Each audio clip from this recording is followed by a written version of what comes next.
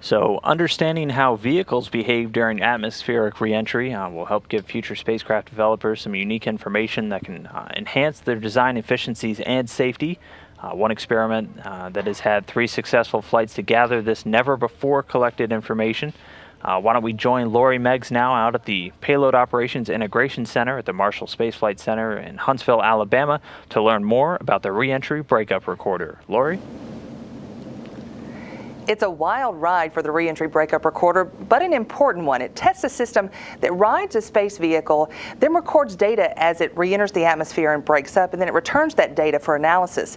We spoke with Andrew Feistel from the Aerospace Corporation to find out more about this first-of-its-kind test. We care about attaining reentry breakup data because there have been observational campaigns in the past that are watching reentries from cameras, kind of high-level things we could pull from that data, but there's a real lack of real precise, detailed, real-time data that comes from the reentering vehicle during that reentry time frame.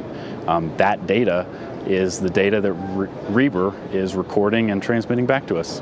How is it transmitted back to you if this is breaking up? It is essentially a phone with a heat shield. It transmits via the Iridium satellite phone system, and it does this all while still falling to the ground. There's only a few minutes we have of data communication time, but we get all of the data that we need that is essential about that initial reentry breakup process, and it comes to us on a website. How many times have you flown this reentry recorder? There have been 4 flights, all courtesy of ISS resupply craft. 3 of the 4 flights were successful. The one that was not successful, we just don't know why, never made the phone call. But the 3 that were successful gave data such as temperature, pressures, rotation rates, accelerations about the host vehicle that are helping us better define the survivability of future reentering space vehicles. So that is the goal, to find out how to better our current models that are predicting survivability of space vehicles, reentering space vehicles. What are you learning from the data?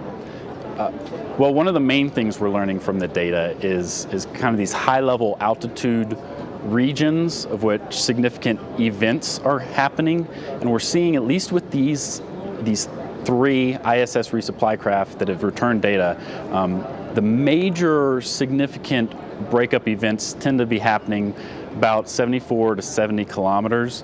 I call that out specifically because there's a historical 78 kilometers that is used somewhat as an input to a lot of current modeling simulations, and the specific altitude that the breakup event occurs has a huge impact on the footprint, the debris field, when it goes down all the way to the ground. Kind of like a shotgun, the closer or further away from you, the faster it will disperse. The first data ever recorded during the breakup reentry occurred on JAXA's HTV-2 vehicle after it departed the station. Now, the data returned by Reber has helped calibrate reentry breakup and reentry hazard prediction models worldwide, and there are 2 more tests planned for this in 2015.